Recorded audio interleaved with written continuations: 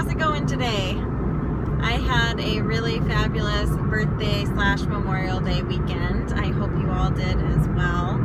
I am headed off to the office this morning and really enjoying my day so far. I posted finally my article that I had written about the Netflix series 13 Reasons Why. And I know that it's been a really controversial topic and it's kind of been just riding on my mind for a while, obviously, since I wrote the article.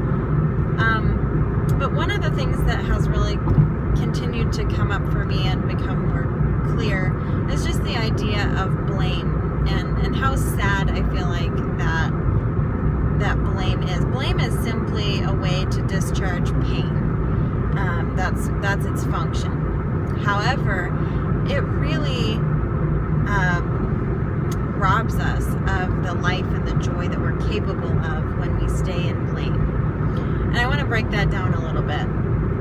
So when we blame others for our pain, our misery, whatever it is that's going on in our life, if I make the statement, so-and-so made me feel, so-and-so, because of what they did, my life is miserable today. Or in an extreme case, like Hannah on that series, she eventually took her life blaming everyone else, blaming the situations that took place. And what's super sad about blame and when we choose to stay in blame is that we give away all of our power to ever take back our life. We all have a victim story. We all have something awful that's happened to us. Every single one of us could say many things. Most of us have multiple things. We grew up in a way that was harmful, or we got beat, or we were sexually abused, or there's so many things out there that happen to people. We all have a victim story. Here's the thing. We will never move past that victim story until we're ready to write the ending. I have to own that victim story and take responsibility for writing what is this going to look like in the end? How is this going to end for me? Or am I going to allow this story to continue on forever? Am I going to allow myself to be miserable forever?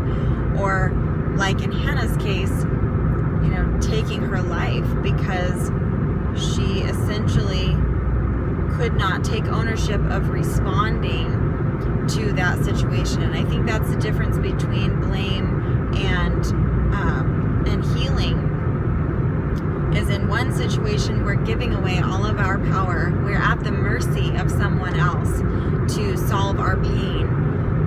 Versus healing, which in my life has really been taking ownership of my future and saying, I'm going to take ownership of how I want this to look from here on out.